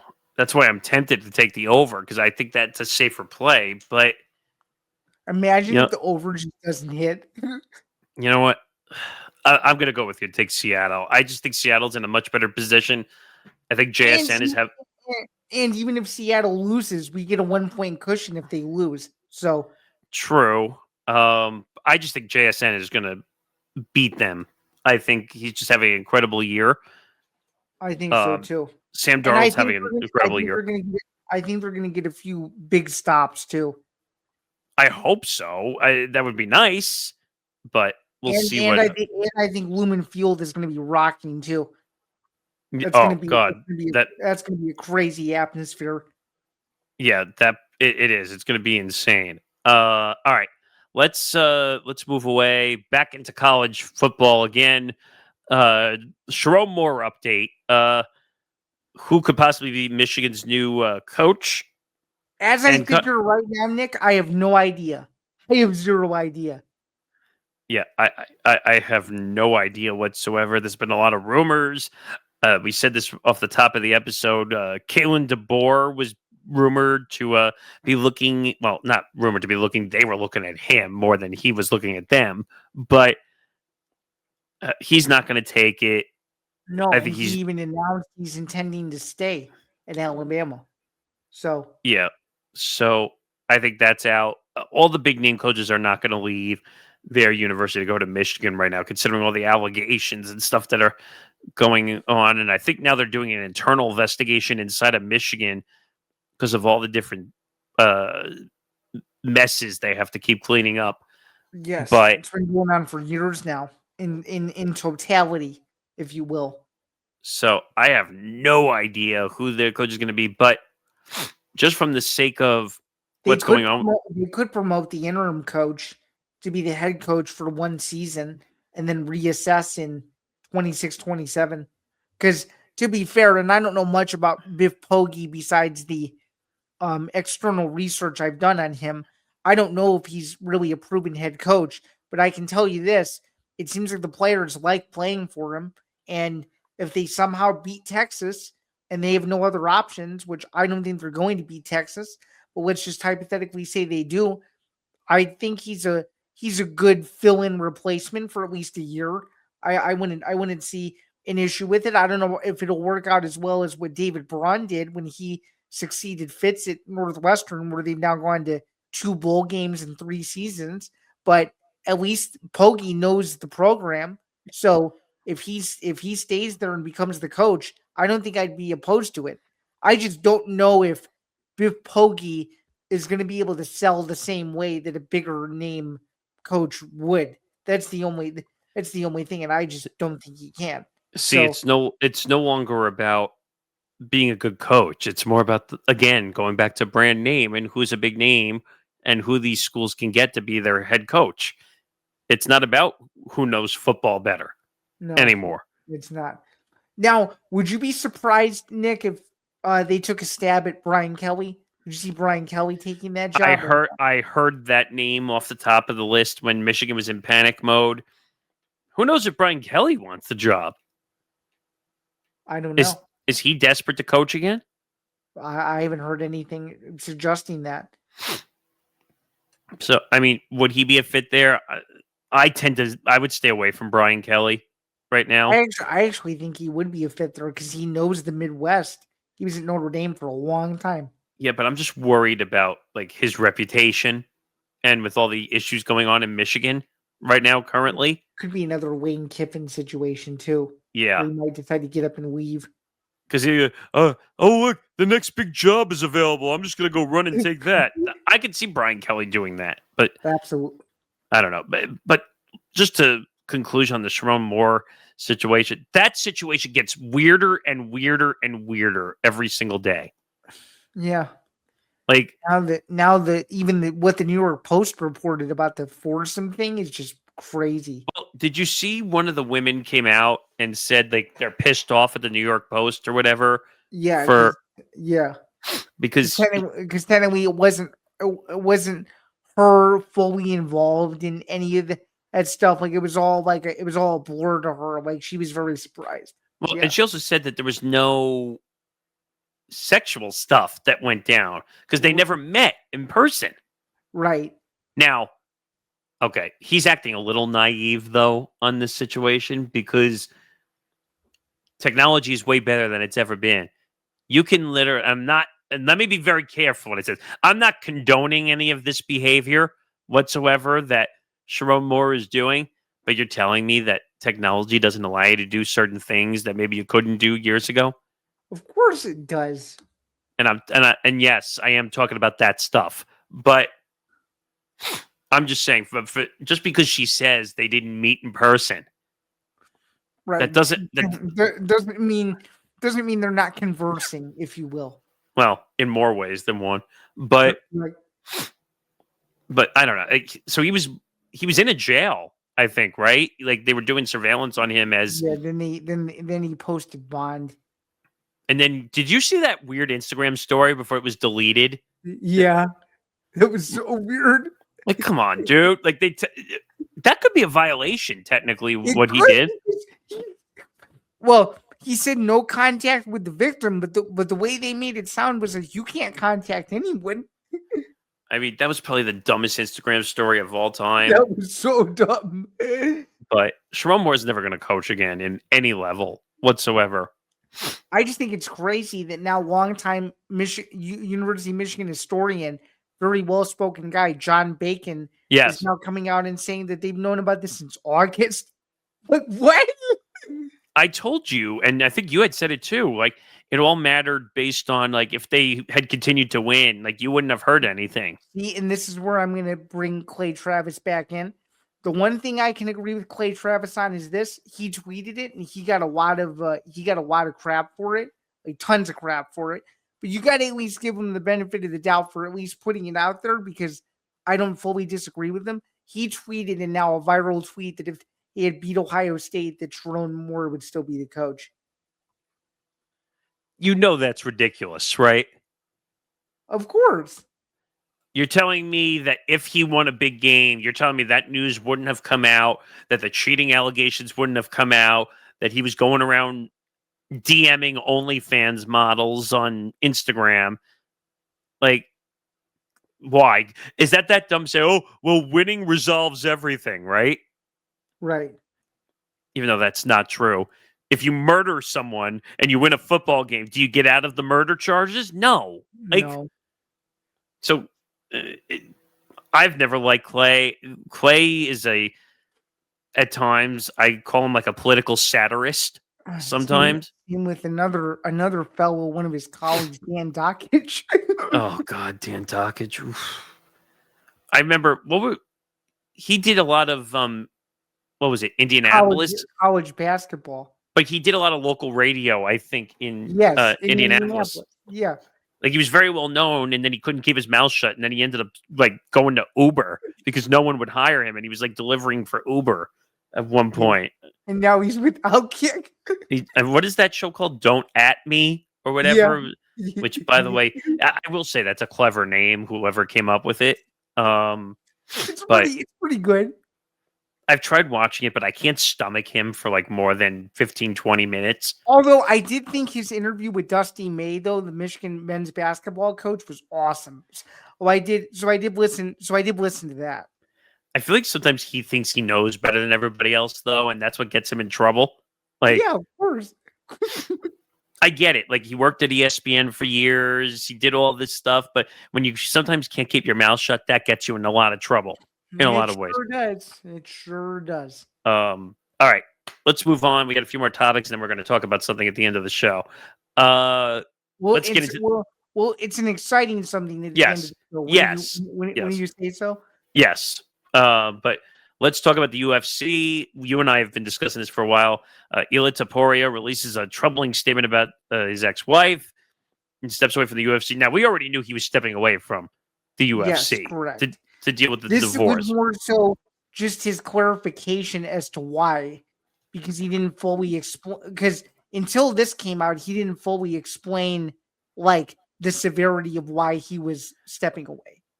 So this was his first public statement in full about this situation. Because at first he made it seem like it was just about needing personal time off, and then this is now coming out. So. Of course, I can't find it. You said you have the actual statement, right? Because the only ones I'm finding are in. It's on his Instagram, actually. Because on Twitter, a bunch of people put it in his native language, I guess, instead of English. So, but from what I understood, so they translate some of it. It says, in recent months, I've been subjected to severe and unacceptable pressures, including threats to spread false accusations of domestic violence, unless he paid her off, right? Which that's fraud, by the way. So I don't know. What do you make of if that's true? What do you make of that? I hope it isn't true, and if I were to guess, I just don't think it is. There's too much at stake for him to do that kind of stuff, in my opinion. No, but I'm saying that the ex-wife is basically trying to force, unless she gets paid off, to basically admit to domestic violence allegations. Right, which is again horrible, and I just hope he didn't do it. I mean, there's too much at stake for him to be accused of something so brutal and career and reputation damaging and all that. First of all, if that's true, I'm not saying it is. If it's true, now Dana White will look the other way sometimes on some of this stuff, and I don't like that. But if that's true, then he needs to be suspended. If that's the case, He needs to be suspended, and he needs to be suspended, and he needs to be stripped of his title. isn't now? I don't know. Do they need licenses the same way they do for boxing, or no? Yeah, you need a license to fight. So if He on could the get his license suspended. That's what I'm saying. I would go extreme. I would revoke the license if he was guilty of domestic violence. But because I feel like that's a gross misusage of your power in that regard. Oh yeah. But I don't know. I mean, we talked about this over the last couple of weeks. Like, should he vacate because of this situation? And I'm surprised he hasn't vacated already. That's the wild part to me. Well, didn't you say that was the only part of the statement you were surprised that wasn't at the end of it? Yes, correct. It's correct. So you were expecting him to say at the very end of the statement, and now I have to vacate my title. Yeah, due to personal, or I'm voluntarily giving it up, or some wording along those lines. Yeah. I don't know. The domestic violence in sports has been a huge problem over the years, and some of these athletes feel like they have the power to do whatever they want, and they don't realize the consequences of their own doing. Now, I'm not saying that this is this situation here. We have no idea what's going on between him and his ex-wife. No, we don't. Now, in due time, since he's a public figure, eventually it will come out. Oh yeah, it's probably going to end up coming out by one of the Hispanic outlets, because whenever he does something huge, or whenever he's a big headline, it usually comes from Spain or Mexico, and then it trickulates to the United States. Is how it usually happens. So it's probably gonna come out of there whenever it does come out. We'll see what happens. Also, another combat situation to talk about: Jake Paul versus Anthony Joshua live on Netflix. You want to mention though what you were telling me earlier, that why is this fight still technically going on? Yeah, so it's been widely reported and confirmed that within the last 2 weeks, Jake Paul broke his nose. So I don't know why this fight is still happening. If that's the case, I don't fully understand it. Well, and then I asked you, I said, well, it is a sanctioned fight. It's not like all the BS where if it's a non-sanctioned fight, you can get away with all that crap. But this is a sanctioned fight, so it doesn't have to follow sanctionality rules. I'm just double checking. I'm pretty sure it is sanctioned, but let me just double check. Well, that was technically the reason why they did it in Miami, right? Because they were the only one. It was the only state or city that was willing to sanction this fight. It is a standard professional heavyweight boxing match. Yeah. Okay, so then it's a sanctioned fight. They got to follow sanctionality injury rules, don't they? Mm-hmm. So what is the rule normally when you get an injury of that sort? You have to report it to the commission. And then they have to decide if it would stop the fight? Yes, correct. But is that more discretion? Because can't some people have better injury tolerance than some other people? Oh, yeah. I mean, guys fight with injuries all the time. And what sucks is some of them don't even come out and admit they're injured until it's too late. Is that against the rules? No, it just ruins the entire card, though, because you're billing for one fight, then you have to change everything. And I mean, if it comes out by the time we do this or before Friday that he's injured again, then they'll have to scrap the whole card, I would think, because they built the entire thing around that. Netflix isn't going to want to sell a card that doesn't have that.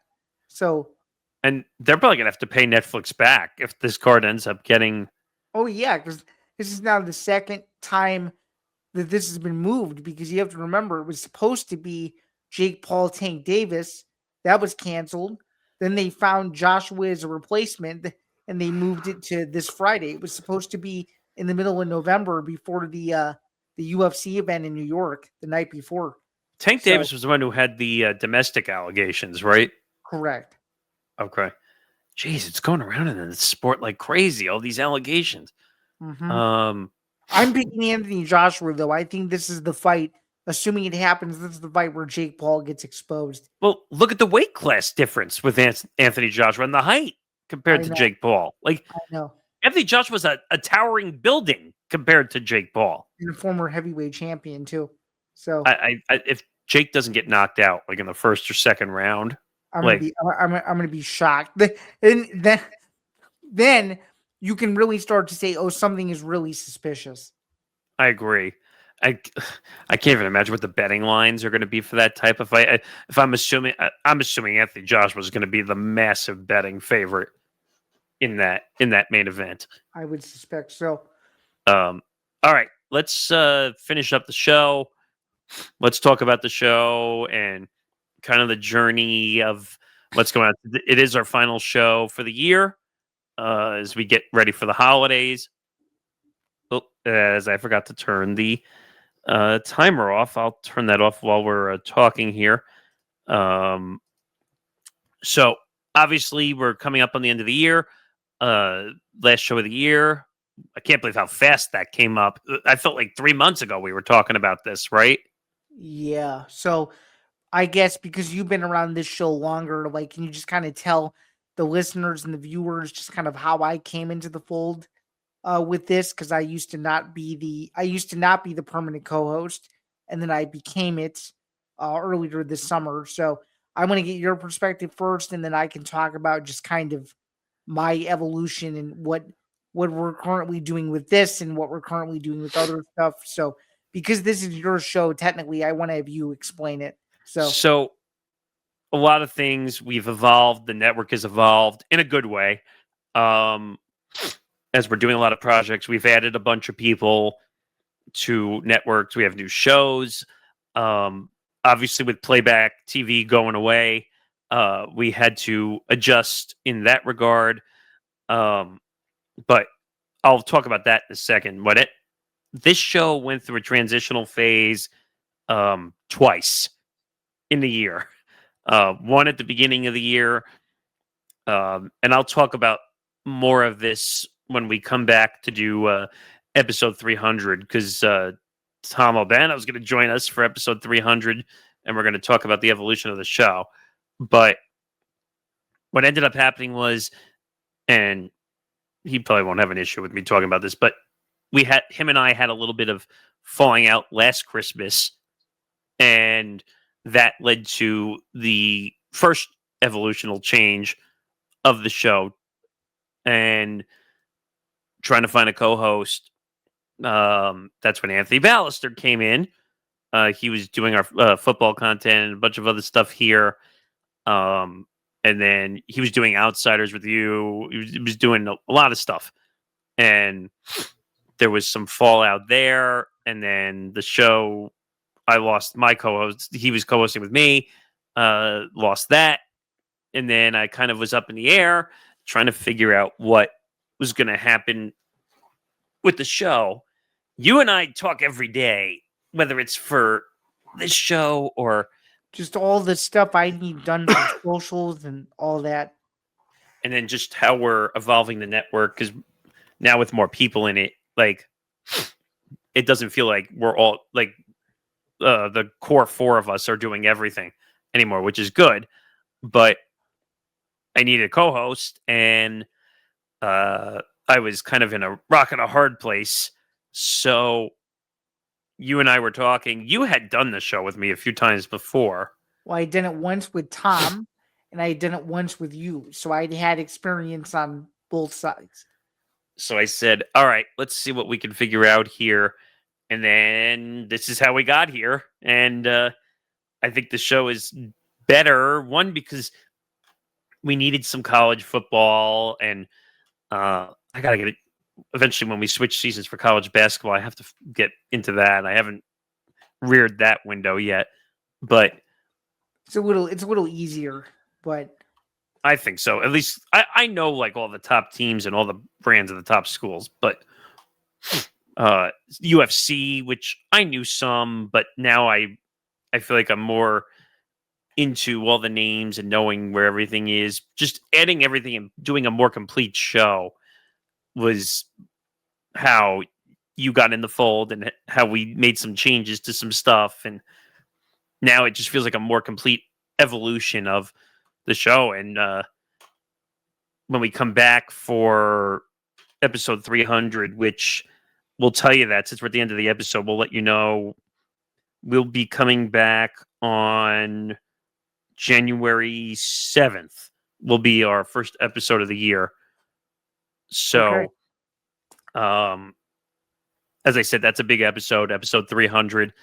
Tom will be back. We're going to discuss the history of this show and the history of the network and how it all started, and obviously with ups and downs along the way.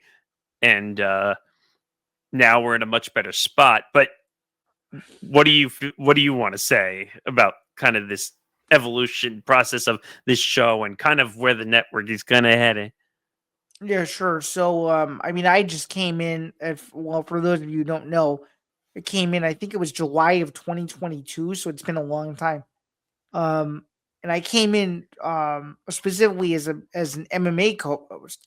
So I hosted the show with Tom for a really long time, and then that went through a transitional period. I had Pat Dana host it with me for a bit, and it was, I'd say, a pretty good run while it lasted. And then I now have Jack Gold, and we've transformed the show. It used to be a produced show, and now it's a live show, so it's made the experience a little bit easier. But in regards to the evolution of how I got here, I mean, I told you, I pitched it to you, and I think it was January of last year that I wanted to do a solo show, and you were in favor of it. So you gave me Bando's breakdowns, which was cool. I've kind of taken it and made it my own because it is my own show, and I feel like I have full control over it. And I've evolved it to where we're getting consistent interviews, and the episodes are coming out weekly and stuff, and it's going well to where I know how to manage a solo show. So I felt comfortable enough to where this show had enough legs in regards to just archival content and stuff that I knew I'd be a good fit because, as you were kind of alluding to, our chemistry, how we have to talk every day for various things was great. And I knew that I'd probably be the only one that would be the most reliable out of everyone to do it just because of the way my schedule is working at the moment. So yeah, that's kind of why I said yes. And I think the show has gotten better. The views are certainly up from where they were. And I think people are tuning in because they know that we have a mix of two different personalities. You're a New York guy through and through. I'm a Chicago guy. You're a little bit more unfiltered than me. I'm a little bit more politically correct, but I think it's a nice mix, and I'm glad to be able to do it with you. And I'm just also kind of curious, like, were you looking around for other co-hosts before you settled on just saying, hey, we're going to do this internally and Zain, you're going to do it? Or what was kind of your thought process? I mean, the real honesty of the matter is there was really no list at the time trying to figure it out. I was kind of in a tough spot trying to figure out who was going to do the show with me because when we went through the transition, Anthony kind of just left high and dry with no warning, and he left Outsiders with no warning. Yeah, either. That put the show on a hiatus for a bit, which was not a fun. But it probably wasn't the worst thing at the time. No, it wasn't, because it was just at that point it was overwhelming, and I had so many other things going on, and that was leading up to UFC 319, and I was so busy making sure that I was going to be able to make that event, and I had other personal stuff going on too. So there was kind of a lot of things kind of adding up at once to where the hiatus was almost needed, and I didn't realize it until it happened. So, and by the way, I really like Jack.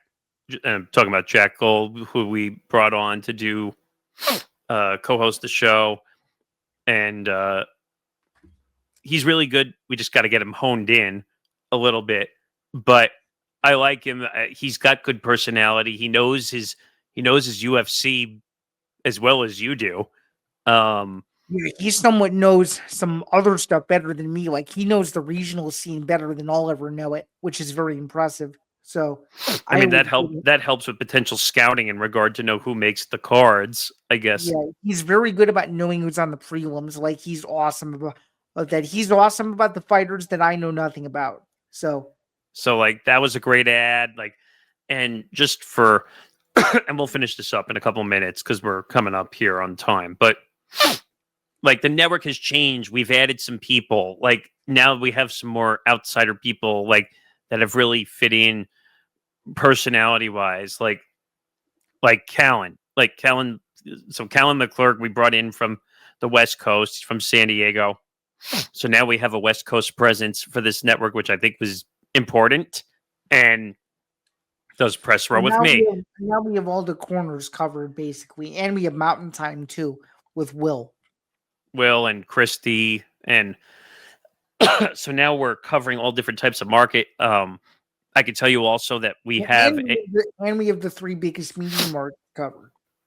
So New York, Chicago, Chicago, well, not LA proper, but you get what you get. Yeah, but San Diego, but yeah, part of the California market. And then just a lot of like the middle of the country type stuff we have covered too. East Coast, obviously. But what I could say is like we're working on a lot of new projects too.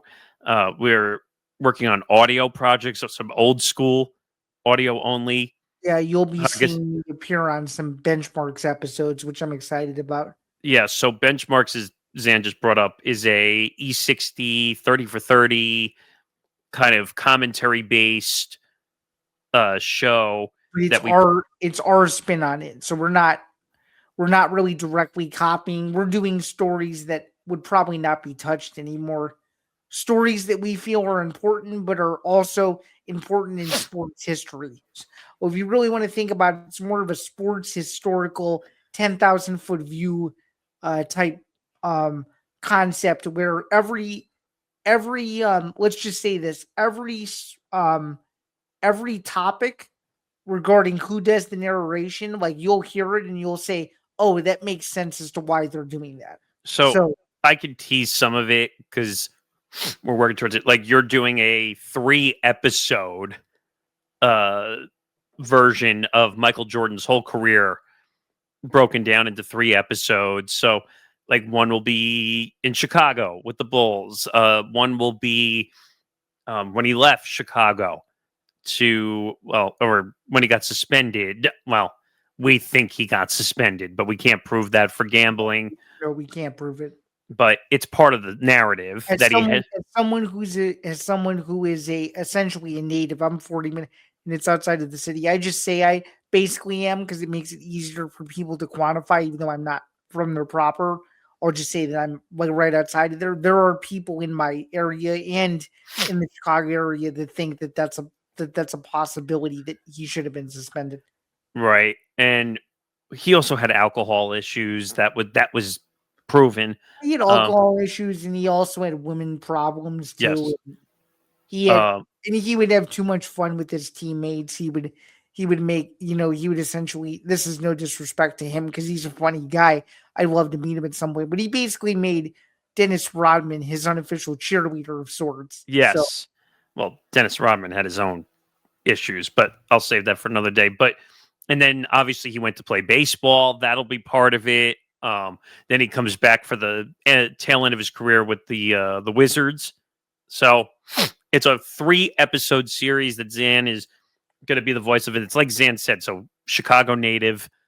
It would makes the most sense to talk about Michael Jordan because he was Chicago legend, obviously. So that'll be that. I just got done taping and producing an episode for it called "Who Do You Think You Are? I Am," which is a PBA a bowling series. I don't know if you know. Do you remember when that cultural phenomenon happened or no? No, I think I was too young for it. So but don't tease anymore. I'm excited to listen to it. So So all I'll say is that it was a bowling series. A bowler yelled it out at the end of the U.S. Open for bowling, and it okay. led to a full like GIF and meme revolution. That saying. So I did a whole series on that. Callan's done a few episodes. Tom just did a few episodes. One on the strike of 1994 for Major League Baseball. He's doing another one called the Houston Asterisks Oh, that's funny. Okay. for the Houston Astros with the banging of the trash cans. So it goes all over. We're going to have UFC and WWE style stuff too. We're going to have boxing ones. We're gonna do boxing stuff, which I'm excited to do all the Tyson and the Ali pieces that we're gonna do and stuff like that. We also have obviously the infamous biting of the ear as I'm one of the episodes. I'm excited to do that one. That'll be fun. So we're all over the map. I'm getting ready to do a couple of tennis ones. We have baseball, we have NBA. I finished another recorded one on the NBA in relationship with China. If you remember what happened with the Daryl Morey tweet. Yes, correct. Yep. So I did that. So if you like exploring the world of sports, as Zain said, from a 10,000-foot point of view, where maybe you don't hear things that you haven't heard before, then if you like listening to me more, well, congratulations. You have more sound bites to listen to of just me if you're that interested in that. Yeah, this is old school. Like this is literally old school. Like this is audio. Like literally sitting producing audio episodes and getting to hear true audio at its truest form in that sense. So Benchmarks is one.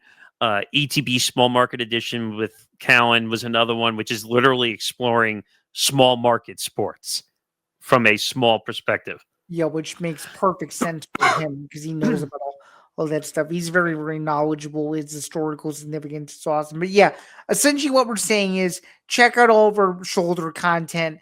If everything goes according to plan, 2026 could be a big year or so. Stay tuned, subscribe so we can hit the watch hours. And yeah, we're getting closer. We are almost at 1,900 watch hours. The first goal we got to hit is 3,000, and then 4,000 is the brand deal monetization goal. So if you're watching this for our final episode of the year, go watch something on our page. Go subscribe to our page. And like I said, and I'll finish that up since we're talking about it now. Make sure to like and subscribe to our YouTube channel, youtube.com/ETB Network. It's essential that you go and subscribe and you watch stuff so that our watch hours grow, so that we can monetize these channels, so we can do more content. We can do some giveaways, which I really want to put into the equation eventually.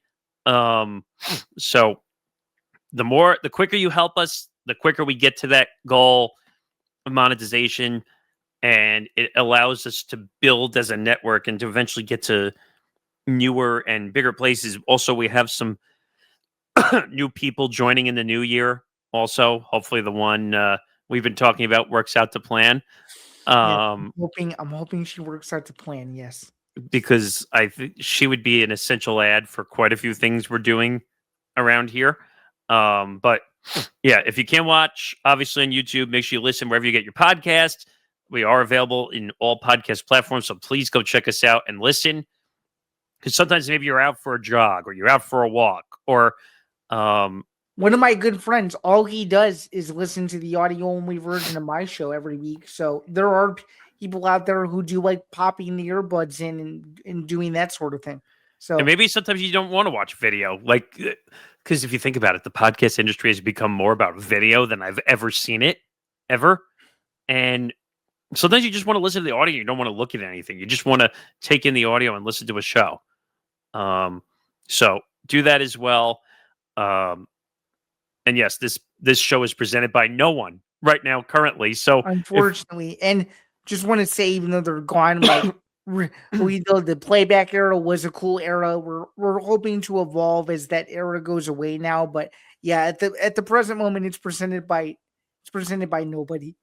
I mean, they've said that the Playback has said they're trying to sell it to another platform, but I'll believe that when it actually happens. And as they say, what is that saying? When the I's are dotted and the T's are crossed, I'll believe it when it's basically what I'm saying is it's almost like Conor McGregor saying he's going to go fight at the White House card.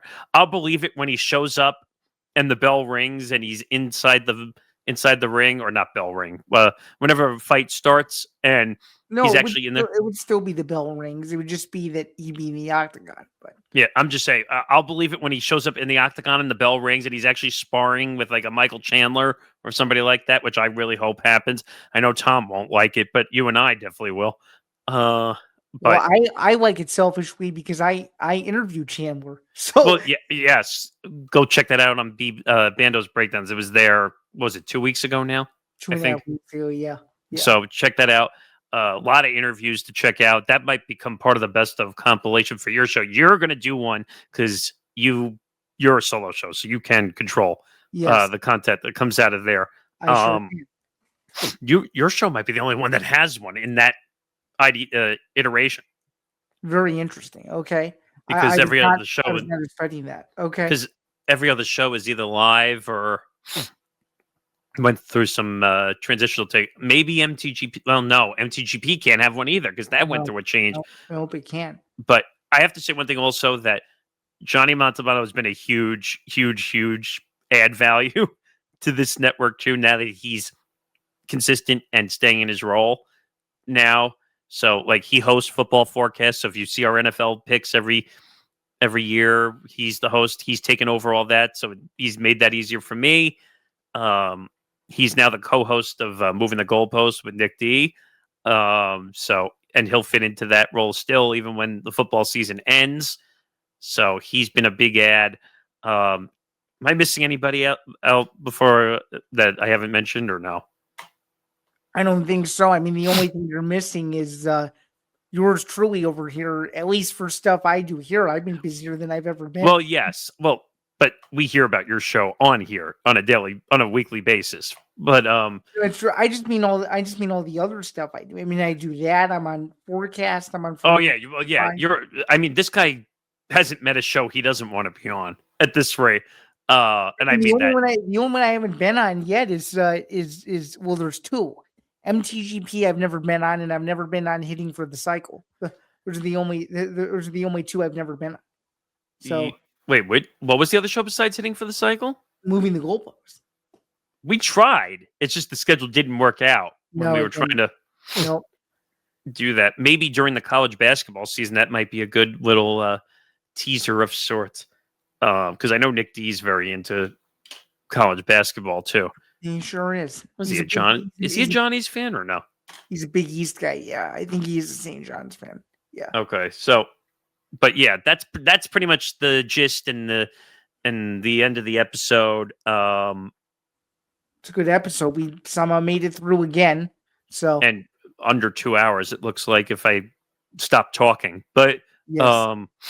But yeah, as I said, and I'm saying it because I'm a broken record. But yeah. End of the season for ETB Sports. Go enjoy the holiday.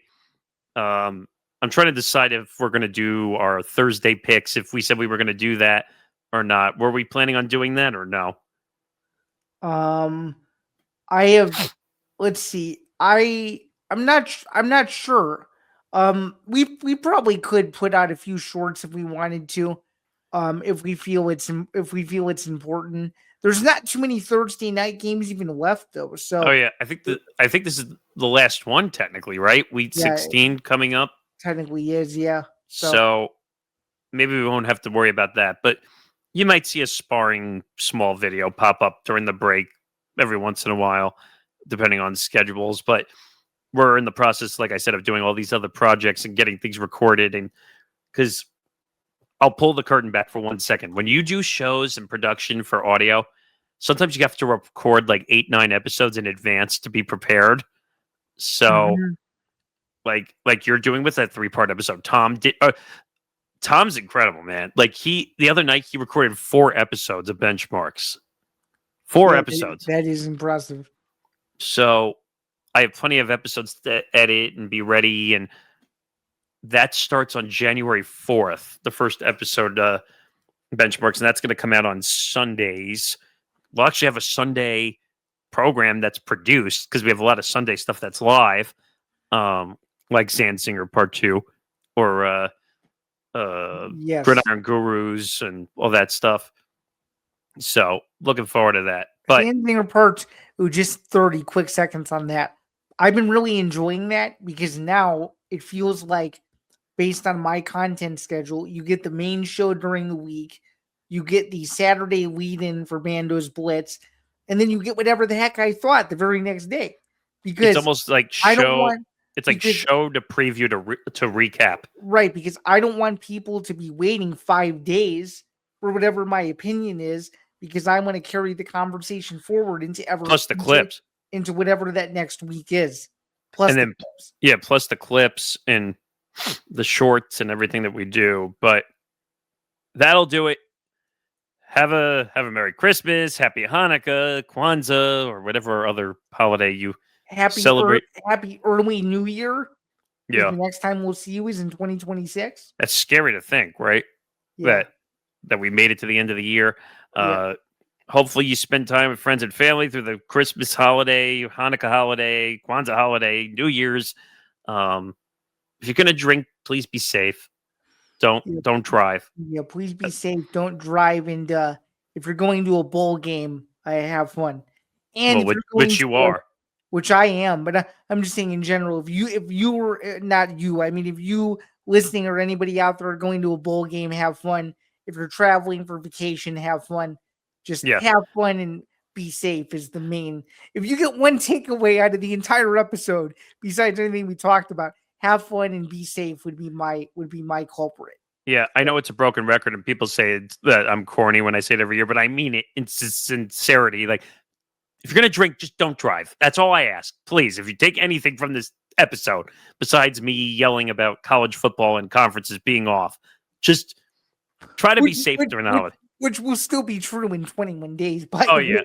I'll be yelling about the national championship probably at some point, or the conferences, or that Notre Dame's not going to get fined because the committee's biased or the NCAA is biased. But be safe, please. No DUIs. I don't want to hear DUI nonsense, please. Well said. But for Sam Bando, I'm Nick Morgasen. Happy holidays. Happy New Year. We will see you in 2026. Have a good day, everybody. Cheers, everyone. Have a good one.